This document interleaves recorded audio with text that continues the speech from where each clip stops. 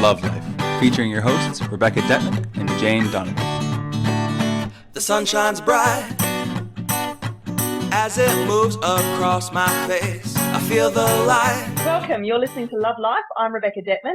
And I'm Jane Donovan. And we've combined our many years of working intensely one-on-one with clients to bring you the best of what we know when it comes to love, life, your true purpose, how to attract great relationships into your life, lose the fears that block you, and love and know yourself better, and really fast-track your personal power and success in every area of your life. Jane, I'm going to have a lot of fun with you doing this. Oh, so am I. Thank you so much for asking me to do this with you. This is going to be a ball. I'm just so passionate about love. In fact, I'm quite obsessed with love, and I think everybody wants it. Everyone has some of it in their lives, and everyone wants more of it. So I hope that we can really help people to embrace love in their life. So what we thought we'd start out by looking at today is we're going to be looking at fears, because these, of course, are the major problems that every human being on earth has their variety of, their version of, and the ways in which fears do stop us from achieving what we need in every area of our life. Right, Jane? Absolutely. Look, whatever fear that I guess what I call them are love blockages. What is your blockage to love? And fear is always at the core of it. There are only two emotions. We've got fear, we've got love. You're coming from one or you're coming from the other. So when you're in fear, it does prevent you from receiving greater love and happiness in your life.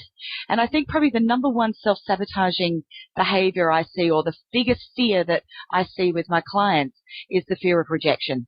And I think that we all protect ourselves so much from receiving that into our lives. And so that everyone listening knows, Jane, I'd love you just to give a bit of your background so that people understand, the intense work you've done over the years with helping dating, singles, rebounders, divorcees. Tell us about that. I've had an absolute ball. I've had the incredible privilege, and I feel quite humbled to have heard thousands and thousands of stories of beautiful people that are single. I am a singles coach. I coach on love and happiness, but I specialize in helping people that are single, usually those that are majority post, 30 and over. However, principles apply to everybody of all ages. And I guess through my journey as a matchmaker as well with a wonderful company called Social 8, I organize events and dinners for single people to meet and engage and connect with the intention of wanting to expand social networks, the intention of perhaps wanting to date, but more importantly, it's about the opportunities to go on a wonderful, rich self-development journey while they are socializing. And, we'll get into in weeks to come, wonderful, rich things that we learn when we engage with people. But my experience has been to help people to overcome their fears socially. So, Jane, the times when you've been in large rooms, for example, of people that are socializing or matchmaking, how do you see fear playing out in that kind of a game? Well, it's interesting because most of my clientele are highly educated people. They're often, they're people that we'd say they tick a lot of boxes in life. They're well presented, they're educated, they're kind, they're charming, they're, emotionally, most of them are wanting to be emotionally ready. But what I find in a large room, so such as we've recently just had a Christmas party, and I often joke, not cruelly, but I joke and say, well, the first hour I'm actually hosting a Christmas party with 115 16-year-olds. But by the time we get to about 8:30 and they've had a wine or two and the room has settled in its energy and I've been able to help give them permission to do what it is they want to do, which is chat and connect, we then move into a room of adults that are engaging. But the initial thing is that they're all coming so childlike from the fear of rejection. Nobody wants it. Nobody likes it. And as we get older, that fear actually grows bigger because we've gathered evidence that we've had a lot more of it in our life. And rejection, it's one of those almost innate sorts of qualities that it's almost like we're kind of born with or we default to. It's like, these core, the deepest, darkest things that we all carry inside us that we're most afraid of. And like you were saying before, that beautiful thing about really the whole universe is only divided into two things. It's either fear or it's love.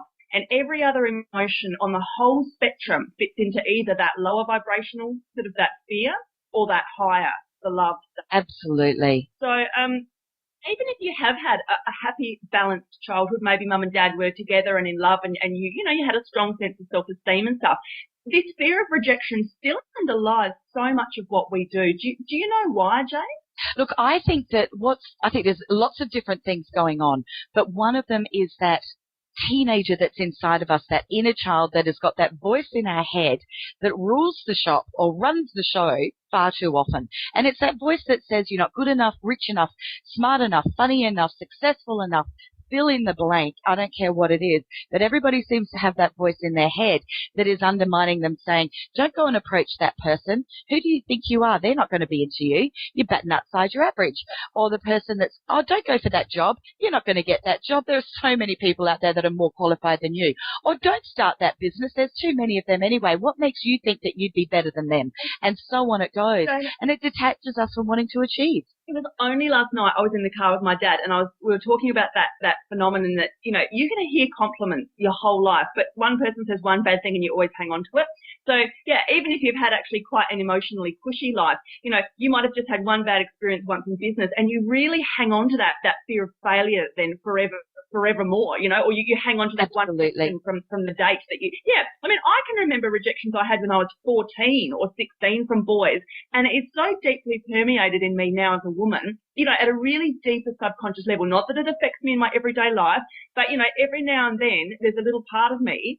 It's crazy, but it's almost like I worry what he would think, or again, it's that younger self in me that gets very insecure and crawls up into a ball. Absolutely. And I think it's that younger person inside of us. And I like to think of me as actually there's three of me. I've got the 7-year-old in me. I've got the 15/16-year-old in me. And then I've got my 49-year-old self. And it's about really stepping in and owning the experience that beautiful teenage child had. And you know what teenage child really isn't so perfect and gorgeous and worthy, but we're trying to find our way in life. We're trying to work out where we fit in this whole social game. And it is a game. And we gather evidence that says we're not worthy, and that sticks with us. So when, like, I have this beautiful story of this lady at this Christmas party, highly educated lady in her early 50s, very well presented. She ticked a lot of boxes. She walked into the room, and as did, you know, 150 other people. And about an hour into the party, she came up and said to me, oh, I'm going now, Jane. Thanks for the evening. And I said, why are you going? Have you got somewhere else you have to go? Oh, no. Oh, no, I just, you know, no one really here for me. Now, I looked out at this room. This was for a party for aged late 40s and over. And we had perfect gender balance. The people were beautifully presented. The warm, engaging energy was fantastic. I looked over and saw 3 guys that were well presented. Now, I knew 2 of them. One was a doctor, one was an engineer, and the other guy, I don't know what he did. And I'm sorry, I'm not into defining people by what they do for a living, but I knew this lady, that was important to her. And I said, have you met those 3 guys over there? And she said, oh, yes, I did meet them. And I said, well, what did you think? Oh, they were lovely, charming, particularly that tall one. And I said, well, have you given him your phone number? Oh, no, like he's busy talking with other ladies. So there's that insecure child coming out and going, I'm not worthy enough. So then I turned around and I said, well, what about that group of guys over there? Have you met them? Oh, no. And I said, well, what do you like? Do you like the look of them? Yeah, they look lovely. And I wanted to scream at her and say, how long is it since you've been in a room with 75 eligible, single, educated, fun, warm, genuine guys in one room that are all within your age group? It's complete anyway, I did ask. isn't it, Jane? Sorry? I said it's complete self-sabotage. Totally. Well, look, you know, I said to her, how long? And she said, I have never been in a room with that many single, nice men. And I said, why are you going home? I wanted to shake her. Why are you going home? She was the girl that was going to miss out because that inner voice in her head was controlling her and stopping her from achieving what she wanted to do. So instead, I reminded her, now she actually did work in wellness, and so I was able to very quickly give her some tips on, you know, shutting down this inner voice, told her to go into the bathroom, put some lippy on, have a massive change of attitude, and come back as the 50-plus-year-old woman that's highly accomplished, that's highly worthy, and is in charge of the evening, and I want you to go up and chat to people. So she came back in, and I quickly grabbed her, and I took her up to this lovely guy. He's an architect, and, you know, because I know that kind of thing's important to her. And I'm happy to say she stayed for the evening, and last I saw, he escorted her out to her car. And so there's that, Jane. And do you know, it boils down to 2 mantras that are my favourites. The first one is, feel the fear and do it anyway. And the second one is, thanks to Nike, or Nike, however you pronounce it, do it. Just do in life that, yes, we don't feel comfortable with. Yes, it puts us outside our comfort zone. Every day we're confronted with stuff that our brain immediately goes, no, uncomfortable, or too hard, or, yes, fear of rejection and fear of failure. And the people in life that succeed and the people that rise above and the ones that we look at, as we know, are the ones that have faced this over and over again and kept on going. You hear the stories about, the power of one, like the author that was rejected like 300 times and was using his book as a doorstop to hold the door open while nobody would publish it. All these, the people the guy that tried to invent the Edison with the light bulb, these sort of stories where people try again. And of course, this can apply to anything in life. It can apply to putting your lipstick on and just getting back out into the room. Or it can apply to, believing in a project that nobody is listening to when you're trying to pitch it. And of course, all of this comes from the heart, doesn't it, Jane? But you've got to believe in yourself. I think that the best thing that I like to encourage my clients to do is to become consciously aware of your thought process. What is this chatter that's going on in your head? And for some people, they may never have heard of this concept before. They might not even have been aware that they're constantly having these conversations with themselves. So just by becoming aware and listening to the dialogue, the self-talk, I think most people will get a shock at how negative and how hard we are on ourselves. We need to learn to be our own greatest cheerleader. We need to learn to be backing ourselves. So I encourage people to start to be aware of those negative thoughts and shut them down with a very positive affirmation of something along the lines of, even though sometimes I don't feel worthy, I am a kind, successful, loving, generous, giving, beautiful person. I love myself unconditionally. That's right. How do you feel about the negative voice in your head? Yeah. What do you find is a good thing to do? Negative voices and self-love, massive problem for, again, the whole population, because we're not taught this as children. We're not taught this as teenagers. Our parents, we don't role model to our kids how to say, I love myself. Parents. Oh, I hope by the time you and I cross over to another dimension, I hope we're teaching this to our children in schools. It should be standard syllabus. Yes. Self-love is the biggest tool that anyone needs to navigate through their life, because that is the platform from which the fear and rejection can't eat away at you and take away from your life. And at this point, let me just explain to those listening who I am and what I do. So, better known as the psychic in stilettos, and I've spent over 1,000 hours actually channeling for people. So I've discovered this ability in me to be able to access higher information and knowledge from wiser souls, I presume, in the universe.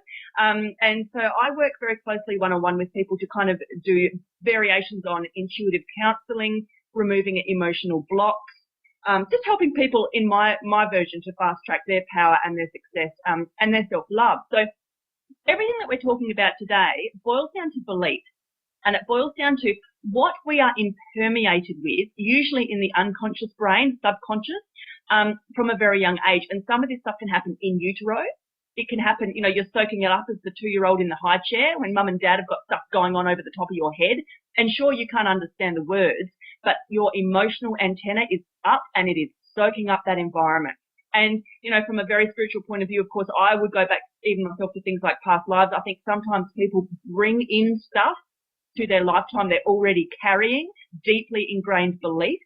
So this can explain sometimes the unexplainable. For example, why you behave a certain way with a certain person or every time, even though that person's never given you a reason to. For example, I just don't trust him. I don't trust him. He's never given you any reason not to trust him, but you don't trust him. Or, if you do have a very deeply ingrained fear of failure, to go with today's topic, and there's really no proof, like as in there's not actually any time in your life that you could point to having deeply, devastatingly failed, and yet you're crippled with the fear of it. I'd say this goes into, you need to start getting into deeper emotional work and looking deeper within. Jane, how do you tell your clients to start to connect with their emotions and feelings at a much deeper level? Okay, look, one of the things that I want them to do is to really start to own their own stuff. And so as they start to feel some sort of fear, I want them to really own where could that be coming from and what is my fear.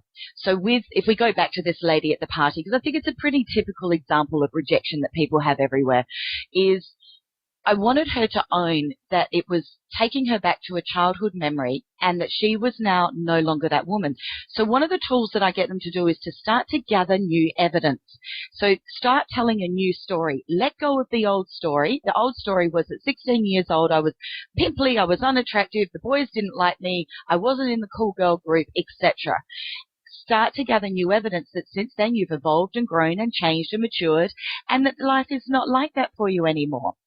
The next thing I want them to do is I really want them to climb the emotional ladder. So by acknowledging that in this moment I am feeling fear, or am I feeling vulnerability, or am I feeling scared? Whatever that emotion is, try and identify it. And I like to think of the emotional ladder as up the top we have our positive emotions that all come from love. You know, it can be joy, excitement, happiness, euphoric, joy, peace.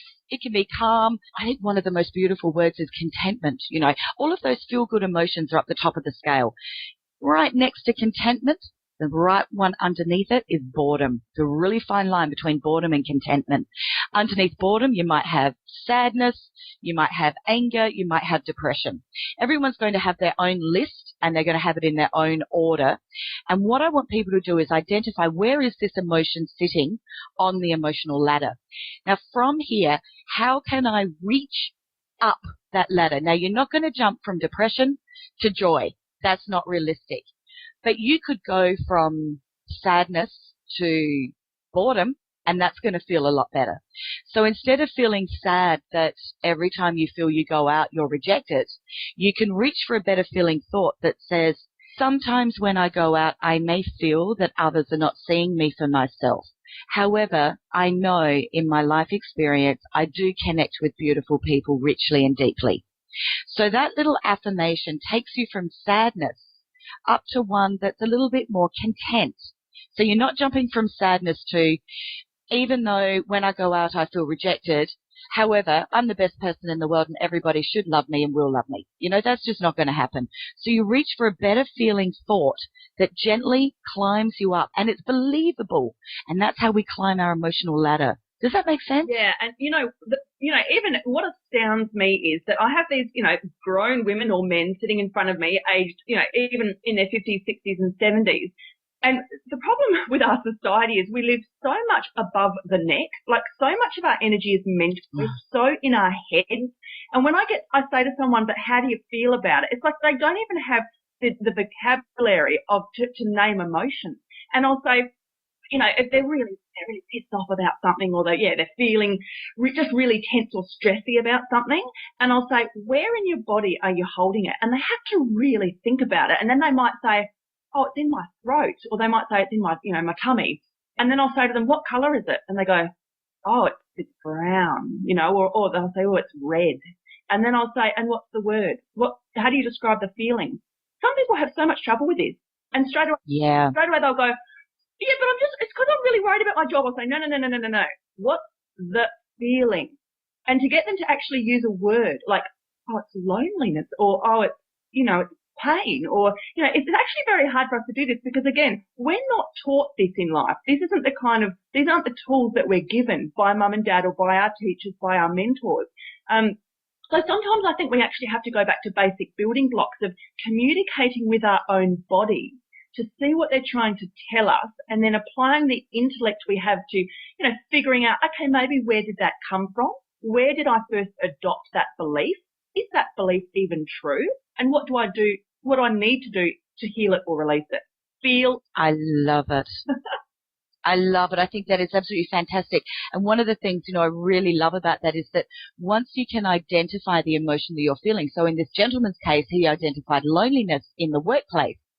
But really, once he identifies loneliness, what is it that he can do to overcome that in other areas of his life, And as he starts to do that, it actually will dissipate in the workplace. It just won't be there any longer. And sometimes it is just as simple as the conscious awareness, because people are like, oh, but what do I do about it? How do I fix it? And all that kind of thing. You know what? Sometimes just the act of bringing it into your conscious mind is enough for you to start working on it without even realizing it. I agree. Absolutely. Look, I've seen some beautiful transformations from people that have just never heard these kind of concepts before. And once they hear them, they're intelligent people. Once they hear a concept and they get it, they are often running so fast. And, you can watch the light bulb or the light switch go off instantly. It's just fabulous to see. It's what I call wake-up call therapy. Yeah, and it's that bing when they go, never looked at it that way. And I call it my aha moment. That's right. Their reality is always changed because of that. Jane, talk about the concept of reframing. Reframing, I think, is really questioning absolutely everything that you believe. So why, as you just touched on before, where did that belief come from? And just asking the question, why do I believe that? Is it true? Absolutely. And if it feels fearful, then turn it around to something, reframe it to something positive. Just the example I gave of the girl in the room, that even though I feel like I'm in this room and everyone's rejecting me, reframe it. That's the past old story that you've owned and you've gone, I know where it's come from, that it is not my current story. The current story is that she's a successful woman who's achieved much in her life, has rich connections with lots of people, and is quite capable of engaging with new people in her life. So you're reframing an old belief. Does that make sense? Because the thing about the universe is there is, despite what you may think, there is nothing that is true or false, right or wrong. It's all just neutral. It's the charge that we put on it. Right? So, absolutely. So, and then if you really believe rigidly, inflexibly that something is the way that it is, because that's what you just believe, it's just what you think, you will look everywhere all the time for proof to back up your belief. And that's just how we're wired. We just do that. So, so if you're thinking negatively, you're going to spend your whole life looking for proof of, yes, I'm a victim, or, yes, the government does this to us, or yes, bad things always happen to me, or I always get a cold every June, or, whatever it is. And you find the social proof or the whatever proof, because we need certainty. That's another kind of primal human innate thing for our own deep sense of security. We need to lean on something that reassures us that we're not just spinning through a melting pot of chaos. That's it. Yes. I always think it's, this is where you go out and gather evidence. So as you become more consciously aware of your old story and you're wanting to gather evidence of a new story, it's so important to do that. I find it really interesting because people create their own realities based on whatever it is they choose to focus on. And I am fascinated. I organize dinners for 6 people, 3 ladies, 3 men, to go out for a lovely evening to all meet each other. And, I'll get this feedback the next day that will have 5 members will say, that is the best dinner I've ever been to. I felt like I'd known those people for 5 years. We're all planning on catching up on the weekend and we were the last to leave the restaurant. And one person will email and say, that's the worst dinner I've ever been to. And I laugh and think, were they actually even at the same table or the same restaurant? Maybe you'd gone and sat with some people we didn't even know. But it is all about what you give your focus to. What are you gathering evidence about? And 9 times out of 10, if I spoke to that person who had a disappointing dinner, and I'll start with, how was your day? And they will say, oh, don't you mean how was the dinner? I'll go, no. Tell me, how was your day? Well, my day was pretty hard. Actually, I had an awkward day, a bit of a headache, a few challenges at work. Negative victim story. And they've taken that energy into the evening. So they've gone and gathered more evidence that this is just a bad day, instead of choosing to become consciously focused on what it is I am feeling and thinking and shifting to gather more pleasing evidence.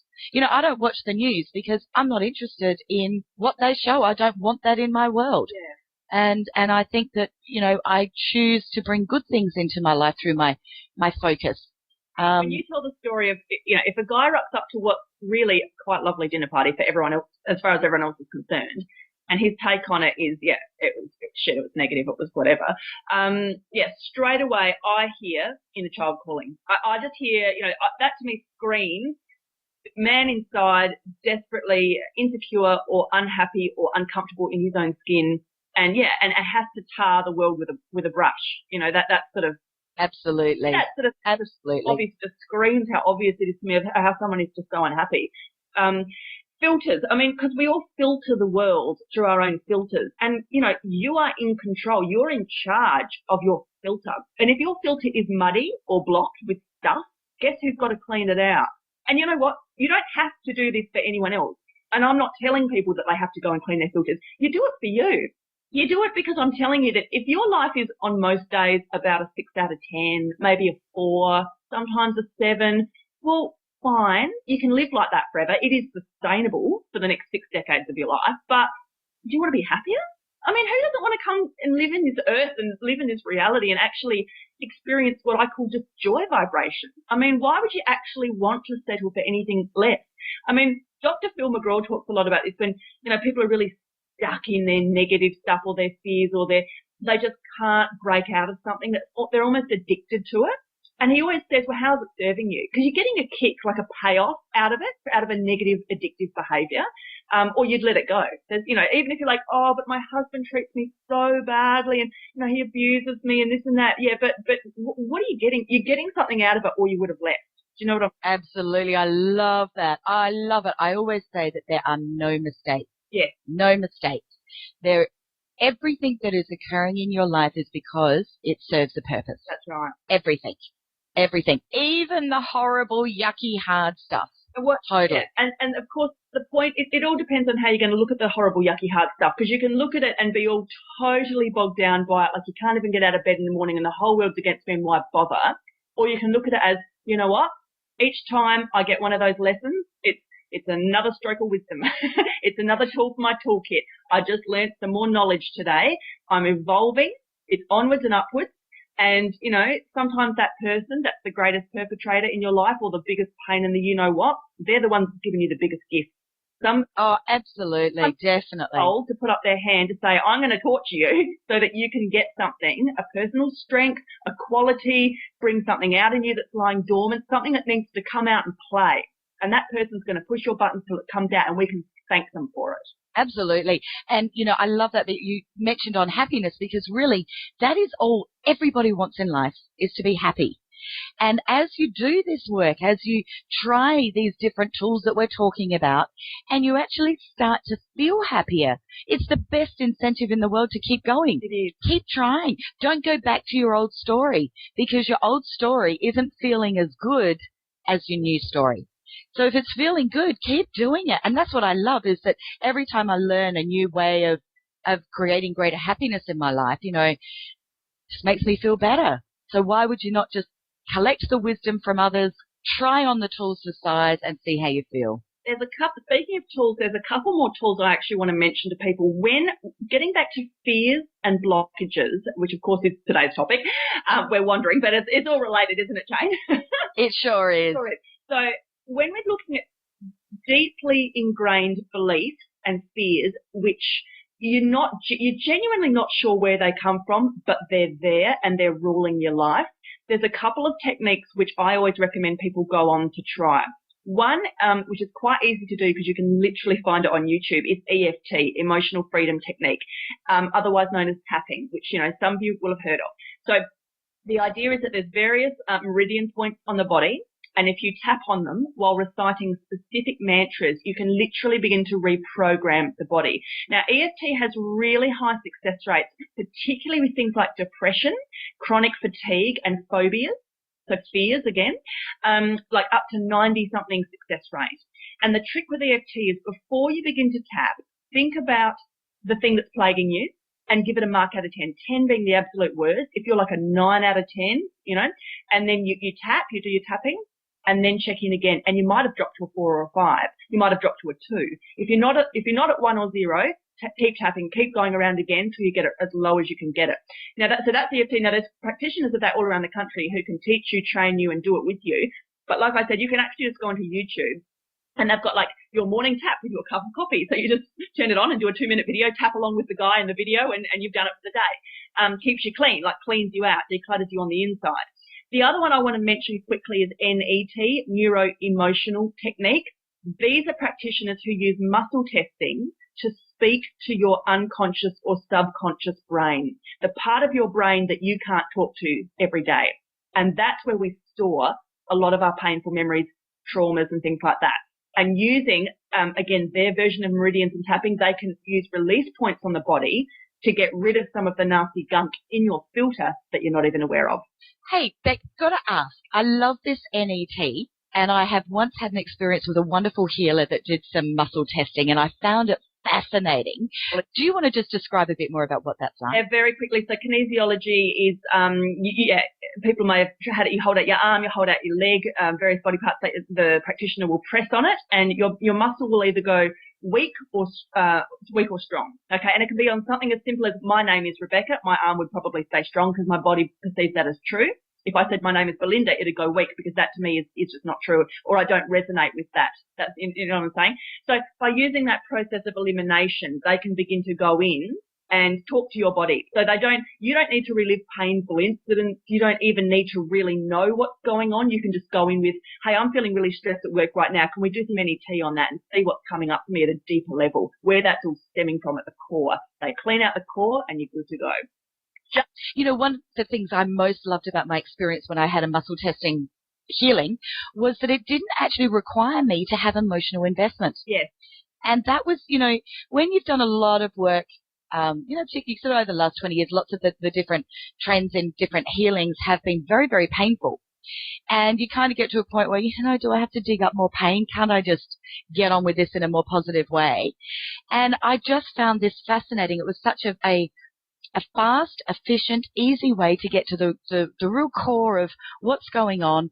I pull it out, I have a look at it, I reframe it, and I move on. And it was just fabulous. I found it a very, very effective method of identifying blockages. So while we obviously earlier encouraged people to definitely get in touch with your own emotions, for those that are genuinely struggling, just chuck it into Google, NET, and look up your nearest practitioner and give it a whirl. It could be just the thing you need to start you on your journey. Jane, our half hour is up. We've had so much fun. Thank you for joining me. It's been fabulous. Thank you so much. That was wonderful. We've got lots of great material to share with you, so please join us again next time on The Love Life. And for now, stay cool and love yourself. Life is perfect, I'm not trying, it's just happening.